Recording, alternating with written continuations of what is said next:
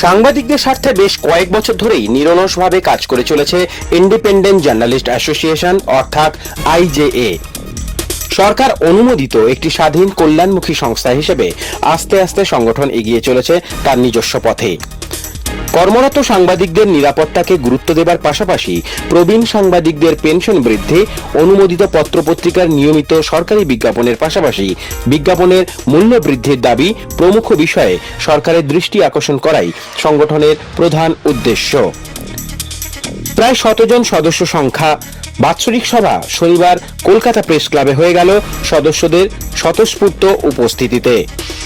উপস্থিত ছিলেন আইনজীবী সব্যসাচী চট্টোপাধ্যায়, কলকাতা প্রেস ক্লাবের সভাপতি স্নেহাশিস সুর, পূবের কলম পত্রিকার সম্পাদক আহমেদ হাসান ইমরান সহ সংগঠনের সভাপতি শ্যামলেন্দু মিত্র, সাধারণ সম্পাদক শাহজাহান সিরাজ, সহ সম্পাদক আরিফুল ইসলাম, সাংবাদিক প্রসূন আচার্য প্রমুখ বিশিষ্টজনেরা। অনুষ্ঠানে ভারতের সংবিধান বিপন্ন শীর্ষক এক আলোচনায় অংশগ্রহণ করেন বিশিষ্টজনেরা।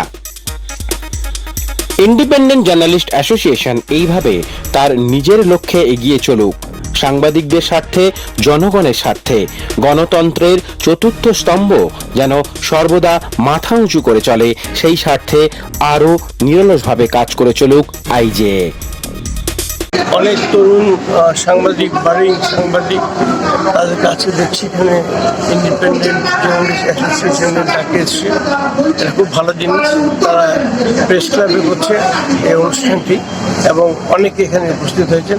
বর্ষিয়ান সাংবাদিকরা এসছেন, অভিজ্ঞ সাংবাদিকরা এসছেন এবং এই সংগঠন যদি চায় তাহলে তারা মাঝে মধ্যে ওয়ার্কশপ করতে পারে, নতুন জার্নালিস্টদের নিয়ে অনেক কিছু করতে পারে।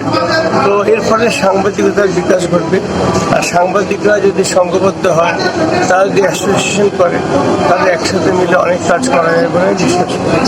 তাই তাদের এই অ্যানুয়াল কনফারেন্সে আমি নিজে এসেছি এবং সবাইকে অভিনন্দন।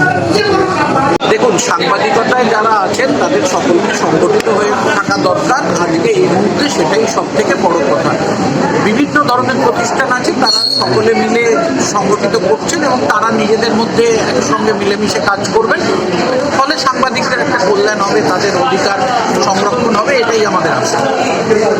ব্যাপী এখনো এই ডিজিটাল মিডিয়াকে কোনো রাষ্ট্র স্বীকৃতি দেয়নি। এটা চলে হচ্ছে গুগলের আন্ডারে এবং গুগলের রেজিস্ট্রেশন করতে হয়।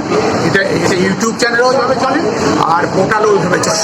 এই সিস্টেমের নিয়েই আমরা প্রথম যখন ইন্ডিপেন্ডেন্ট জার্নালিস্ট কেন ইন্ডিপেন্ডেন্ট করেছিলাম, যে সমস্ত মেনলাইন মিডিয়া, কাগজ গোটা পৃথিবীতে, তারপর টেলিভিশন চ্যানেল এলো, এই টেলিভিশন চ্যানেল এবং কাগজ এটা ক্রমশ স্মার্টফোন দুনিয়াতে, এই স্মার্টফোনের দৌলতে সারা দিন আজকে মানুষ স্মার্টফোনে আছে এবং পোর্টালও, যেটা টেক্সট পোর্টালও অনেকটা পিছিয়ে গেছে। কারণ ইউটিউব চ্যানেল দেখতে গেলে বা শুনতে গেলে লেখাপড়া না জানলেও চলবে। তার ফলে ইউটিউব চ্যানেল আজকে প্রতিষ্ঠিত। এইবার হচ্ছে কি গোটা দেশে এবং গোটা পৃথিবীতে নিশ্চয়ই নিয়ন্ত্রণ একটা হবে। যেমন আরএনআই আছে, আমার ধারণা race of newspaper of India, প্রত্যেকটা দেশে আলাদা আলাদা আইন, এক দেশের কাগজ এক দেশে ছাপা যায় না।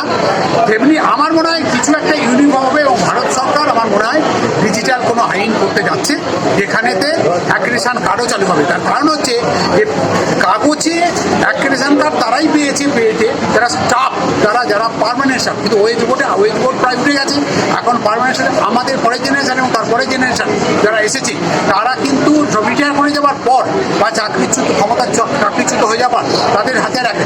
এরপর দেখা যাবে এই প্রেস ক্লাবেরই মেম্বার, সেক্রেটারি, প্রেসিডেন্ট, কর্মকর্তা ডিজিটাল মিডিয়া থেকে আসবে।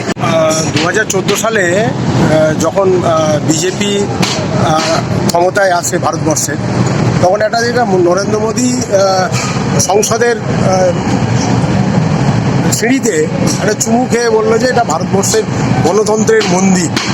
কিন্তু তারপরেতে বিভিন্ন রাজনৈতিক দল বিভিন্নভাবে বা তাদের কাজের যে ধারা পদ্ধতি বিজেপির, তারা গণতন্ত্রকে ধ্বংস করছে বলে বিরোধীরা সৎকার করেছে এবং বিগত 10-12 বছরেতে ব্যাপকভাবে বিজেপির বিরুদ্ধে বিষোদ্গার হয়েছে। বিভিন্ন রাজনৈতিক দলকে তারা গণতন্ত্রের বাইরে গিয়ে, আইনের বাইরে গিয়ে বিভিন্ন রকমভাবে তারা ভেঙেছে।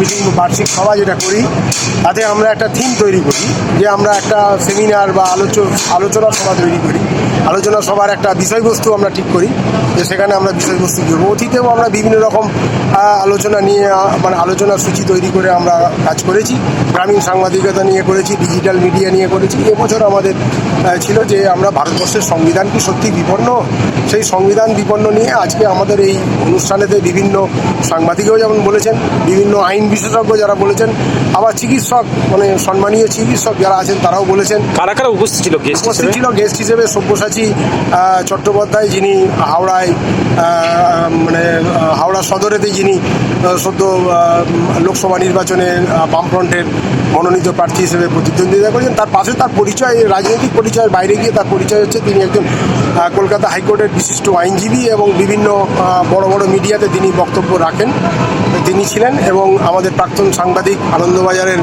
আমাদের সভাপতি স্নেহাশিস সুর, মাফ করবেন, শ্যামলেন্দু মিত্র ছিলেন।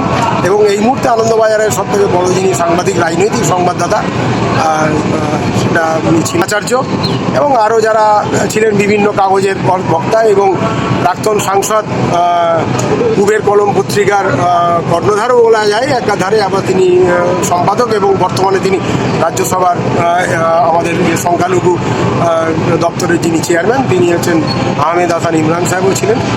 রাখেন বিভিন্ন দিক তাদের যেটা ভালো লেগেছে, ভারতীয় সংবিধান কি আজকে সত্যি বিপন্ন হতে চলেছে, সেই জন্যে অনেকে প্রশংসা করেছে যে কংগ্রেস আজকে উঠে এসেছে, সেই জন্যে বা বিজেপি আজকে নিরঙ্কুশভাবে সংখ্যাগরিষ্ঠতা পায়নি, সেই জন্যে ভারতবর্ষের মানুষ সংবিধানকে বাঁচিয়েছে। আমাদের আলোচনা সভার মূল বিষয়বস্তু। নাম আরিফুল ইসলাম, আমি সহ সম্পাদক, আমি একাধারে প্রবীণ সাংবাদিকও বলা যায়। এখনও ছোট ছোট কাগজগুলো এবং ডিজিটাল মিডিয়া, এখন তো ডিজিটাল মিডিয়ার যুগ, তাদেরকে এক জায়গায় করা, সেইটাই আমাদের মূল লক্ষ্য। এখানে কিছু ছোট কাগজ ডিজিটাল মিডিয়ার লোকেরা যারা দীর্ঘদিন ধরে কাজ করছে, আমাদের রাজ্যের বিভিন্ন প্রান্ত থেকে তারা এসেছিল।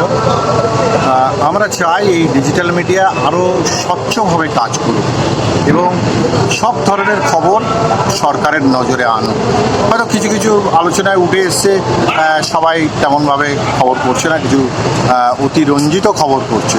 এটা যাতে না হয় সেটা আমাদের দেখতে হবে। তাদেরকেও আমরা সেইভাবে অনুরোধ করেছি, আপনারা সেইভাবে করবেন না। এই অনুষ্ঠানে আমাদের যেমন সাধারণ সভা ছিল, বার্ষিক সম্মেলন ছিল ইন্ডিপেন্ডেন্ট জার্নালিস্ট অ্যাসোসিয়েশনের, সেখানে সারা রাজ্যের অনেক সদস্য রয়েছে। সেখানে আমরা কিছু কলেজের ছাত্রছাত্রী যারা আগামী দিনে আমাদের সাংবাদিক, তাদেরকেও আমন্ত্রণ করেছিলাম, তারাও এসেছিলেন। বর্তমান সদস্য সংখ্যা কত টোটাল? প্রায় 100। আর সেখানে আমাদের রাজ্য সরকারের কাছে আমরা কিছু প্রস্তাবও রেখেছি, যে যেমন ছোট ছোট কাগজ বিজ্ঞাপন পাচ্ছে না, তাদের বিজ্ঞাপনটা দেখা হোক, কেননা তারাই তো সাংবাদিক তৈরি করে ছোট ছোট কাগজ, তাদের একটু বিজ্ঞাপন দেখা হোক। পাশাপাশি করেছি যারা আমাদের সিনিয়র সাংবাদিক, মানে প্রবীণ বরিষ্ঠ সাংবাদিক যারা দীর্ঘদিন ধরে কাজ করেছে, তারা পেনশন পাচ্ছে রাজ্য সরকারের, যেটা 2500 টাকা দেওয়া হচ্ছে, সেটা একটু বাড়ানো হোক। অন্য রাজ্যে 10,000 20,000 করে দেওয়া আছে, দিচ্ছে তারা। আমাদের সাংবাদিকদের তারা যেন একটা ন্যূনতম ভালো পেনশন। সংগঠনে যারা যে সমস্ত সাংবাদিকরা আক্রান্ত হয় বা বিভিন্ন সমস্যায় পড়ে, সংগঠন তাদের পাশে কিভাবে দাঁড়াবে? তাদের পাশে যেমন এই মুহূর্তে আমরা বলতে পারি, আমাদের কিছু দুস্থ সাংবাদিক যারা, তাদের বাড়ি পর্যন্ত আমরা পৌঁছে যাই তাদের কিছু আর্থিক সাহায্য করার জন্যে। যেমন আপনারা হয়তো জানেন, হয়তো করোনার সময়, সেই সময়ে আমরা জেলা প্রশাসনের সঙ্গে সহযোগিতায় তাদের খানিকটা প্যাকেজ ফুড পাঠানোর ব্যবস্থা করেছিলাম। আমাদের যেমন একজন ক্যান্সার পেশেন্ট রয়েছেন, আমাদের সাধারণ সহকারী সম্পাদক রয়েছেন, তিনি টাটায় ট্রিটমেন্ট করছেন, তার জন্য একটা প্যাকেজ আমরা তুলে দেওয়ার চেষ্টা করছি, তার হাতে আমরা পৌঁছে দেবো। বা আমাদের বন্ধু যারা রয়েছে তাদেরকে আমরা অনুরোধ করেছিলাম তাকে কিছু আর্থিক সাহায্য করার, সেটাও তারা করেছে। আমাদের সংগঠনের পক্ষেও তাদের সাহায্য করবে। ব্যুরো রিপোর্ট, প্রিয় চিত্র সাথী নিউজ, কলকাতা।